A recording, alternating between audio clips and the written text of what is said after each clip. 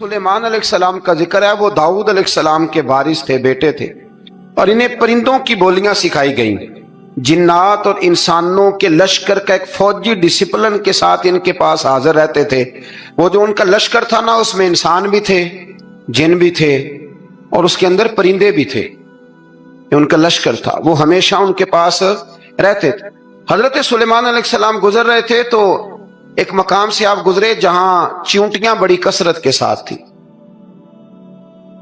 तो एक चींटी जो उन चींटियों की सरदार थी, उन चींटियों की बड़ी थी, और मुफस्सिरीन किराम ने यह भी लिखा है कि वो थी भी, एक आंख उसकी कोई नहीं थी, एक टांग उसकी कोई नहीं थी, लेकिन इस हाल में भी वो चींटी जो थी वो चींटियों की क़यादत कर रही थी। तो हजरत सैयदना सुलेमान अलैहिस्सलाम का लश्कर जब वहां से गुजरा तो वो कहने लगी, या अय्युहन नमल उदखुलू मसाकिनकुम, कहने लगी चींटियों अपने बिलों में घुस जाओ, कहीं ऐसा ना हो कि सुलेमान अलैहिस्सलाम का लश्कर बेदहानी में, सुलेमान का लश्कर तवज्जो ना करे और तुम्हें पांव के नीचे मसल दे।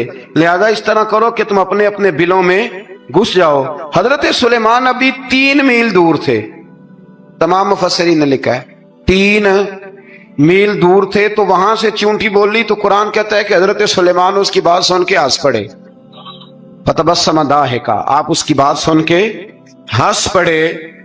तो देखो ये चींटी क्या कह रही है, जरा गौर करना बात पर कि हजरत सुलेमान 3 मील दूर फासले पर चींटी की बात भी सुन लेते। मौलवी ने कुरान की आयत पक्की याद कर लिया, ना बशरुम मिस्लुकुम, कहता है हुजूर ने कहा मैं तुम्हारी तरह का बशर हूं, तो नबी हमारी तरह होते हैं जी। तो वो तो 3 मील दूर चींटी की आवाज सुन लेते थे। इसके कान में चींटी रखो भला, इसे कहो कि बता भला क्या कहती है, वो बताएगा, फिर दौड़ लगा देगा शायद। कान में रखो इसको, कहो बता चींटी क्या कहती। और अगर ये लफ्ज ना होते कुरान के कि जब उन्होंने सुना तो हंस पड़े, ये जुमले ना होते तो शायद इसको भी ना मानते। लेकिन हजरत सुलेमान ने सुनी चींटी की बात, और अब अगली बात कहने लगा हूं। बड़े खूबसूरत लफ्ज लिखे हैं मुफस्सिरीन ने, फरमाते हैं देखो एक चींटी ने एक जुमला बोल के, एक चींटी ने एक जुमला बोल के अपने कबीले की खैर खाई की, तो रब ने उसका जुमला भी कुरान में बयान फरमा दिया। तो जो सारी जिंदगी लोगों को जुमले बोल बोल के कहे रब रसूल की तरफ आ जाओ, तो अल्लाह कयामत में उसकी बात को कायम नहीं फरमाएगा। जो भी किसी की खैर खाई करे वो एक जुमला बोल के करे, और हो भी चींटी, तो अगर अल्लाह उसका जिक्र कुरान में बाकी रखता है तो मैं और आप अगर किसी की खैर खाई करेंगे तो इंशाअल्लाह जिक्र बाकी रहेगा। शर्त यह है कि करें खैर खाई, खैर खाई करो किसी की, एक जुमला बोल के भी करो, चींटी भी हो तो अल्लाह कुरान में जिक्र बाकी फरमा देता है। तो अल्लाह तबारक व तआला ने इस बात का जिक्र कुरान मजीद में फरमाया।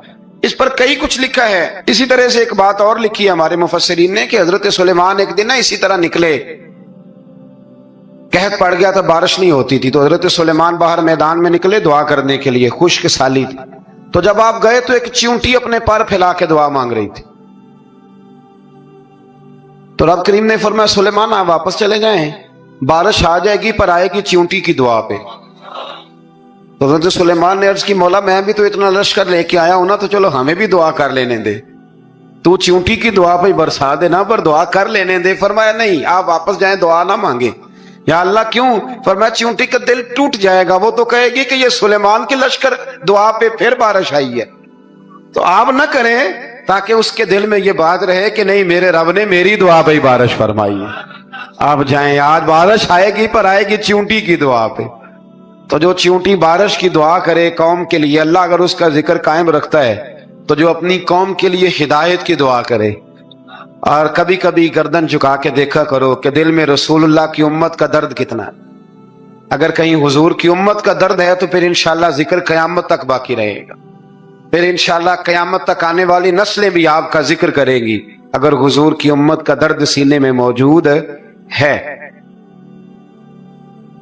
इसी तरह से फिर हजरत सुलेमान के लश्कर में ना एक हुदहुद नामी परिंदा भी था, लश्कर का कारकुन था, परिंदा हुदहुद गायब था। तो हजरत सुलेमान कहने लगे किधर गया वो हुदहुद, नजर ना आज आया, सख्त सजा दूंगा, यहां तो कोई अच्छी खबर लाएगा।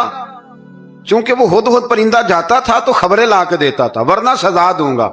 اتنی دیر میں ہدہد بھی آ گیا۔ تو یہ پرندے جو کارکن ہوتے ہیں بڑے سیانے ہوتے ہیں، کبھی بندہ ناراض ہو تو صحیح خبریں لے آتے ہیں۔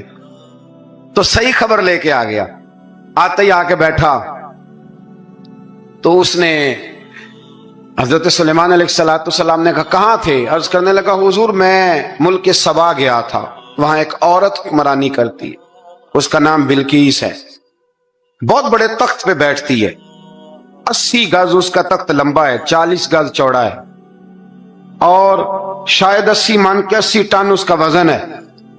تو حضور وہ سورج کو پوچھتے ہیں۔ حضرت سلیمان نے فوراً خط لکھا، فرمایا جا کے اسے میرا خط دے دو کہ یہاں تو کلمہ پڑھ کے ہماری فرما بردار بن جائے، ورنہ تیار ہو جائے، جو اللہ کے غیر کو پوچھتے ہیں ہم ان کے خلاف جنگ کریں گے۔ وہ جب لے کے گئے نا خط، یہ حدود گیا تو وہ میٹنگ کر رہی تھی، اس کے وزیر مشیر سارے بیٹھے تھے، اس نے جا کے خط پھینک دیا ملکہ بلقیس کی جھولی میں۔ اس نے خط پڑھا تو ڈر گئی، وزیروں کو بلایا۔ حضرت سلیمان، قرآن کہتا ہے حضرت سلیمان نے کہا تھا خط پھینک کے نا تو سائڈ پہ ہو کے سننا وہ کیا کہتا۔ بندوں کے لیے منع ہے، پرندوں کے لیے جائز ہے۔ بندوں کے لیے منع ہے سائڈ پہ ہو کے سننا، ہاں جس کی جاسوسی کی ڈیوٹی ہو، کفر کی جاسوسی کی، اس بندے کے لیے بھی جائز ہے۔ تو یہاں ایک تو وہ پرندے تھے، دوسرا کفر کی جاسوسی کر رہے تھے، سائڈ پہ ہو کے سننے لگے۔ تو ملکہ بلقیس کہنے لگی اب کیا کرنا ہے، یہ خط آیا ہے۔ تو وہ کہنے لگے ہم تیار ہیں، آپ حکم کریں، ہم لڑنے کو تیار ہیں، لڑیں گے۔ تو کہنے لگی نہیں تیزی نہ دکھاؤ، قرآن مجید کہتا ہے کہ وہ کہنے لگی جب لڑائیاں ہوتی ہیں تو شہر تباہ ہوتے ہیں، ملک کھنڈر بن جاتے ہیں، لڑائی مسئلے کا حل نہیں ہے۔ انہوں نے کہا کہ میں نبی ہوں، تو ایک دفعہ آزما لیتے ہیں کہ نبی ہیں کہ نہیں، معاذ اللہ آزما لیتے ہیں۔ کہا کیسے؟ کہنے لگی تحفے تحائف بھیجتے ہیں، اگر مال پر دل للچا گیا تو پھر نبی نہیں بادشاہ ہے، اور اگر مال پر دل للچایا نہ تو پھر اللہ کے کامل بندے۔ یہ فرق اس نے اس وقت بیان کیا۔ اس نے 500 کنیزیں، 500 غلام، بڑے شاندار لباس پہنا کے، 500 گھوڑا بڑا تگڑا، اس کے اوپر مال و اسباب رکھ کے تیاری کرا کے حضرت سلیمان کی طرف بھیجا۔ ہدہد پہلے سے خبر لے کے آ گیا، حضور اس نے یہ پروگرام بنایا ہے۔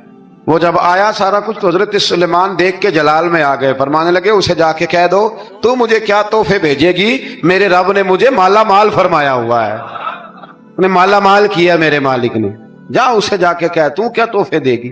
جب رب دیتا ہے تو پھر کوئی کمی نہ وہ نہیں چھوڑتا۔ بندے کیا دے سکتے ہیں، بندے تو بیچارے 10 دے کے تو 10 دن ان کی آنکھیں نہیں کھلتی۔ فرمایا جو اللہ نے جو دیا ہے کیا بات ہے اس کے دینے کی۔ تو فرمایا اسے کہو یا فرما بردار ہو کے آ جائے یا جنگ کے لیے تیار ہو جائے، ہم اسے اس کے شہر سے ذلیل کر کے نکال دیں گے۔ اس نے جا کے جب پیغام دیا تو اور ان لوگوں نے بھی آ کے بتایا کہ وہاں تو ہم عجیب منظر دیکھ کے آئے ہیں کہ جانور بھی ہاتھ باندھے کھڑے ہیں، وہاں تو جنات، سرکش جنات کھڑے ہیں، وہ بادشاہ نہیں وہ نبی ہیں۔ وہ جو 500 غلام اور 500 کنیزیں گئی تھی حوال سنایا آ کے۔ تو ملکہ بلقیس نے پھر خط لکھا کہ میں فرما بردار ہو کے آ رہی ہوں، مانا کیا ہے میں کلمہ پڑھنے کے لیے آ رہی ہوں۔ تو حضرت سلیمان نے کہا بھئی اب اس طرح کرو، ذرا فرش بچھاؤ۔ انہوں نے فرش بچھایا، اس طرح کا کہ اوپر فرش تھا، نیچے مچھلیاں تیر رہی تھیں، لگ رہا تھا دریا ہے۔ ڈیوٹی لگا دی، جنات نے بچھا دیا۔ ادھر حضرت سیدنا سلیمان فرمانے لگے اب چونکہ مان کے آ رہی ہے تو اسے اپنی نبوت کی علامتیں بھی دکھانی ہیں۔ اس نے تخت بڑا شاندار بنوایا تھا، اور خواتین میں جو عادتیں خواتین والی ہوتی ہیں وہ جاتی نہیں، وہ 7 کمروں میں نا پیچھے اپنا تخت رکھ کے تو 7 دروازے بند کر کے آئی۔ اس زمانے میں ایک رواج تھا، وہ زلیخا نے بھی 7 دروازے مکفل کے، ایک رواج تھا، ایک کمرہ، پھر کمرے کے پیچھے کمرہ، پھر اس کے پیچھے کمرہ، پھر اس کے پیچھے کمرہ، اور اس کو بڑے موٹے تالے لگائے جاتے تھے۔ اور فلسفہ یہ تھا کہ ایک تالا توڑے گا کوئی تو جب تک سپاہی آ جائیں گے، اور اگر اس کے توڑنے تک نہ آئے تو دوسرے کے توڑنے تک آ جائیں گے، اور اس کے توڑنے تک نہ آئے تو 7ویں تک تو آئے جائیں گے۔ یہ ان لوگوں کا نفسیاتی معاملہ تھا، سوچ تھی۔ 7 کمروں میں مکفل کر کے نا وہ نکلی تو حضرت سلیمان علیہ السلام کہنے لگے بھئی مجھے اس کا تخت چاہیے اس کے آنے سے پہلے۔ اس کے آنے سے اس واقعے کی کیا ضرورت تھی قرآن پاک میں؟ یہ کیا حاجت تھی یہ تخت والی ساری بات قرآن نے کیوں بیان کی؟ पूछें आप अपने दिल से भी और इनकार करने वाले मुनकरीन से भी, इसकी क्या जरूरत थी? वो जो कहते हैं जी वली की करामत की क्या जरूरत है, सीधी सीधी नमाज पढ़ो, रोजा रखो, हज करो, ज़कात दो, तो पूछो इनसे एक सूरत नमल के अंदर इस सारी तफसील की क्या जरूरत थी? खत्म हो गई जब वो कलमा जो पढ़ रही है, तो फिर इस सारे वाक़े को रब क्यों बयान फरमाता है? हजरत सैयदना सुलेमान फरमाने लगे तख्त चाहिए, और चाहिए उसके आने से पहले। काला इफरीतुम मिनल जिन, जिन्नों में से एक बहुत बड़ा जिन बोला, कहने लगा हुजूर आपका ये तख्त बर्खास्त होने से पहले ले आऊंगा। ये जो आप मीटिंग कर रहे हैं ना, या आप फैसले खत्म, कुछ ने लिखा सुबह से शाम तक मीटिंग होती है और उसको आने में पता नहीं कितने दिन लगेंगे, तो मैं ये बर्खास्त होने से पहले। और कुछ ने कहा जी आप शर्त क्यों लगाते हैं कि सुबह से शाम तक होती?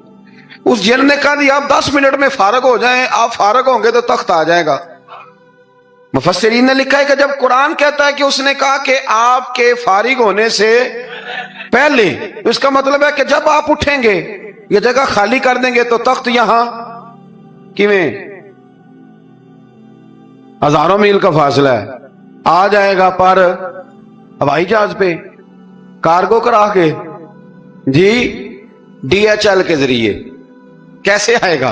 वह आएगा तो बस आएगा। तो हजरत सुलेमान की तो बादशाहत थी ना जमाने पे, फरमाने लगे नहीं नहीं तू लेट है, तू लेट है, तू हमें जानता ही नहीं, एट सेट ते पखड़ा कुआर गंदल।